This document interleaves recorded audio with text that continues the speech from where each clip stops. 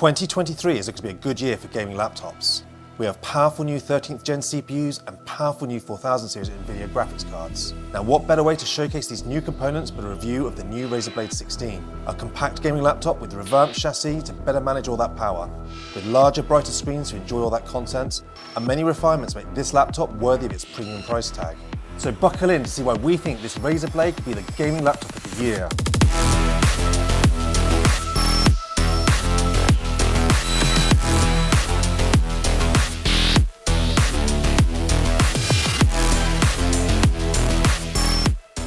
So after a solid week of testing and playing with this Razer Blade 16, I'm finally back with the full review. I bought the RTX 4080 model with a 500 nit QHD 240Hz display. Now as much as I wanted to get in the mini LED version for a review, having spent some time with this 500 nit QHD panel, I think this model is the absolute sweet spot for the gamer looking for a premium yet powerful laptop. Now if you've seen the Razer Blade 15 before and you come to look at this Razer Blade 16, you'll be quite familiar with the design language of this laptop. We have the same boxy design made from milled aluminium that gives us a premium and solid chassis. And the black finish has the same anti-smudge coating that we got last year. And whilst it doesn't completely eliminate fingerprints, it does a much better job than Razer Blades of years gone by. And on the rear of the lids, we have the Razer logo, which is either in a static green, a breathing green light, or you can just turn it off if you want for that more professional look. Ports are also the same as the Razer Blade 15 with a really generous selection, with a Kensington lock, an HDMI 2.1, a USB-A port, a Thunderbolt 4 port, and a full-size SD card reader on the right-hand side. And if I flip it over to the left side, we've got the Razer proprietary power jack, another 2 USB-A ports, another Thunderbolt 4 port, and a headset jack. And as pleased as I am with this port selection, the one port I do feel is missing is the Ethernet port. Now, the Razer Blade 15 didn't have an Ethernet port, and I could totally understand that with how thin that Razer Blade 15 was, at about 17.9 millimeters. But where they've added 5 extra mil for this Razer Blade 16, they could have easily fitted the actual Ethernet port into this model like they have with the Blade 17 and the Blade 18, which are a similar thickness. So yes, talking of thickness, you heard me right when I said the Razer Blade 16 is 5 millimeters thicker than the previous Razer Blade 15 that this model is pretty much replacing. That's about 30% extra thickness, and I know that will disappoint a lot of viewers out there, especially those that absolutely love the Razer Blade because of how thin it was in that 15-inch form factor. But before you discount this 16 because of its thickness, I think you've really got to understand what Razer Blade are trying to do here. Intel and NVIDIA are getting hotter and hotter and needing more and more power every year, and that Razer Blade 15 from last year was so heavily throttled, it just didn't get anywhere near the performance that the 12th gen CPU and the 3080 Ti or 3070 Ti was actually capable of. And by making this laptop thicker, we're able to put in bigger fans and a thicker cooling solution that can actually handle this 13th generation CPU and these new 4000 RTX GPUs that we've got in these laptops. And not only does it actually handle these CPU and GPUs, but we're getting much better wattages than the Razer Blade 15 had last year. But enough about that for the moment. We're going to keep that for the performance section coming up soon. Now, other than the thickness, this Razer Blade 16 is still an incredibly compact gaming laptop.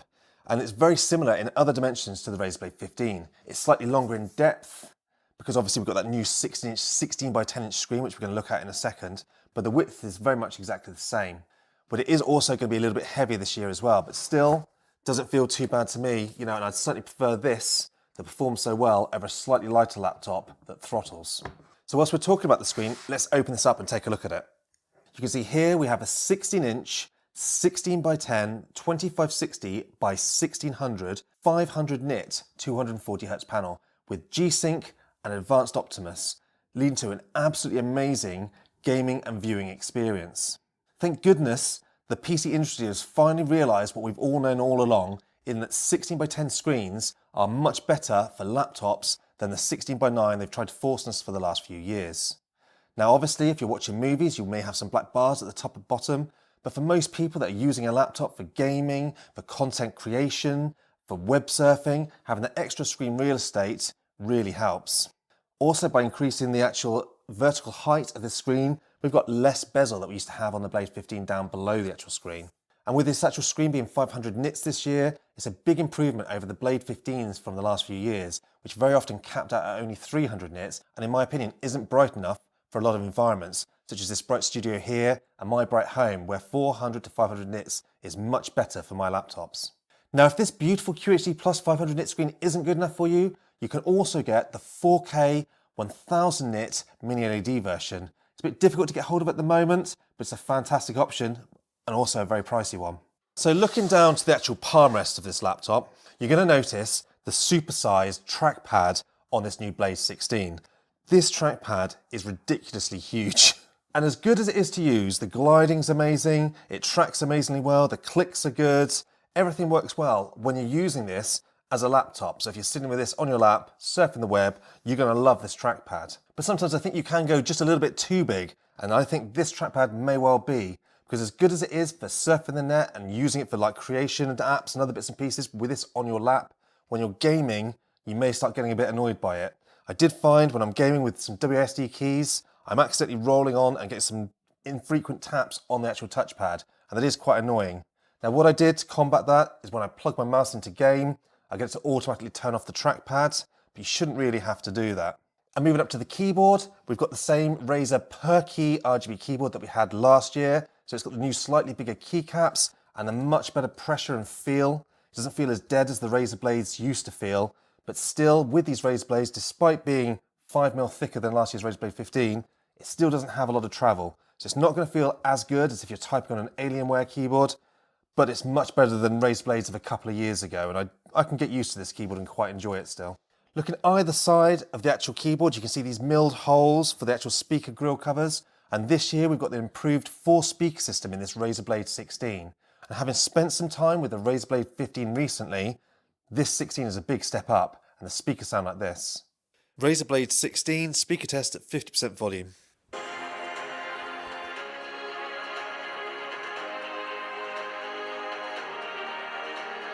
Now 80% volume.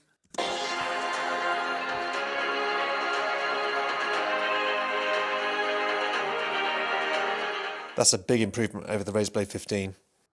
And then up above the screen, we've got the 1080p webcam with privacy shutter, which is a new addition to the Blade 16 and very handy.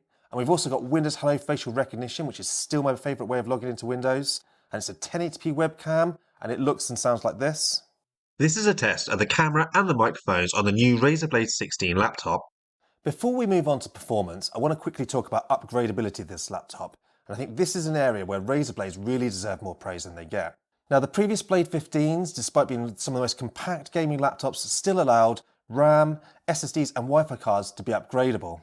And this Razer Blade 16 is no exception. We've got 2 upgradable DDR5 RAM slots, and they're providing us with 5600 MHz RAM, which is really nice to see. We've also got 2 Gen 4 M.2 slots, one of which is populated with a 1TB M.2 fast SSD. Now they're stacked on top of each other, so they can get a little bit hot, and they're limited to the 2TB single-sided drives, but it's still nice that we've got 2 in here. And we've also got an Intel Wi-Fi 6E network card, so for good network connectivity. And the last couple of things I want to mention is we've now got a bigger 95 watt-hour battery than last year's Razer Blade 15. We've obviously got the bigger cooling system, which is the bigger fans and bigger vapor chamber cooler to get the extra heat needed from these components out of this chassis.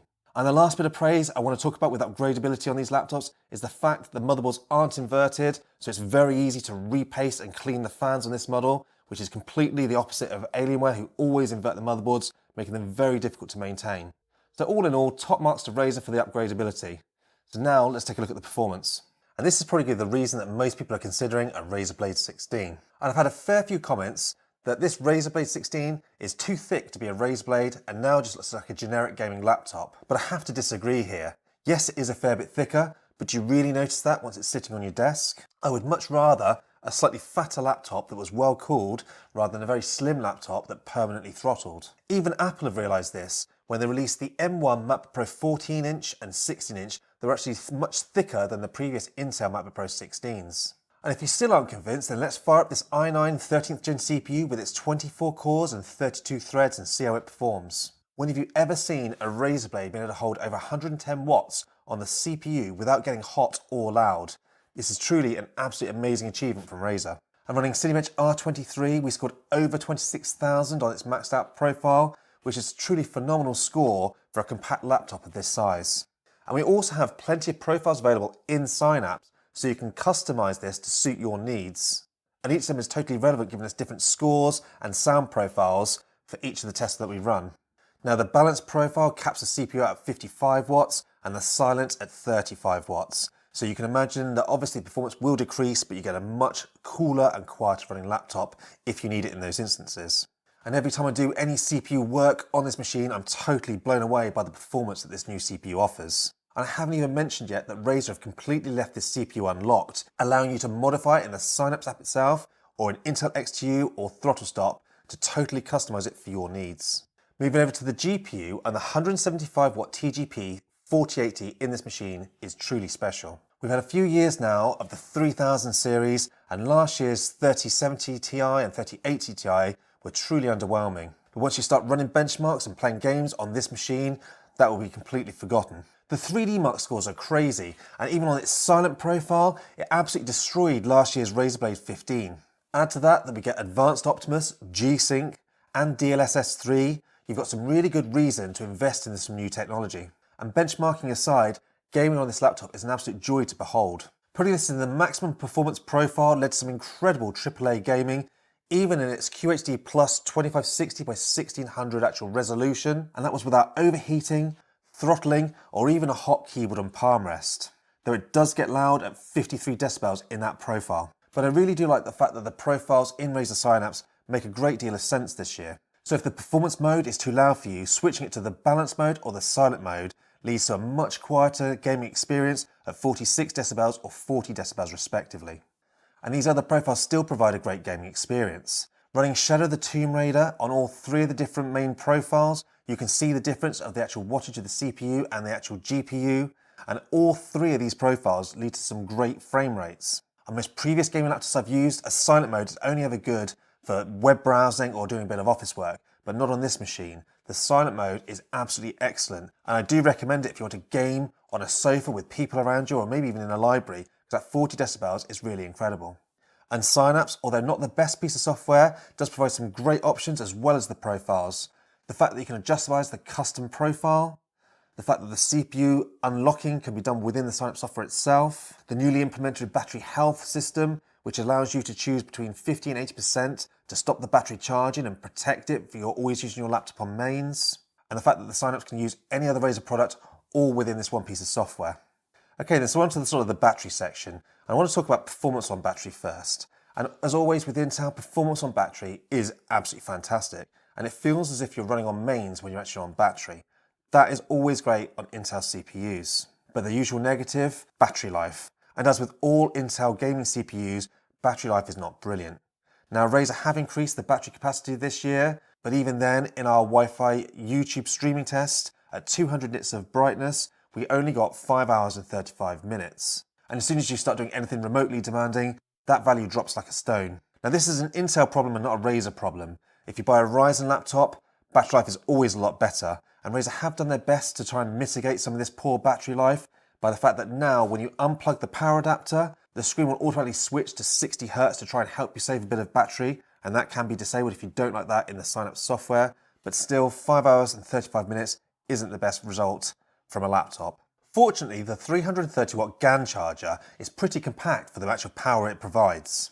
And you can also get by for light work using the actual USB-C power delivery of 100 watts through the Thunderbolt ports. This means if you're out and about doing work on the laptop, you can use your 330 watt at home and just use a USB-C charger. So on to the conclusion, and if you've watched our first impression video, you know that I really enjoyed this laptop and I went as far as to recommend it. Well, after 10 days of solidly using this laptop, my feelings haven't changed. Yes, this Razer laptop is incredibly expensive, but this isn't much more than the last year's model it replaced. And when you look at some of its competitors' laptops with similar specs, the pricing actually doesn't look that bad. And yes, there will be slightly bigger and fatter gaming laptops with the same CPU and GPU that perform a little bit better than this Razer Blade 16. And yes, others will moan that this Razer Blade 16 is no longer a thin gaming laptop. But I personally feel that Razer has hit the perfect balance between performance and size to make a laptop which is still incredibly compact but performs like a beast. And I couldn't say that about last year's Razer Blade 15, as much as I liked it, it throttled just way too much. I still actually think this is a good buy at that price for a Razer Blade laptop this year, and I don't normally say that about Razer Blades. I'm even going to keep this Razer Blade 16 for myself. Looking at the market, we have some great new machines this year with this new tech, but on the face of it so far, this Razer Blade 16 has stood out the most to me. Well, that's my thoughts on the Razer Blade 16, and as always, thanks for watching.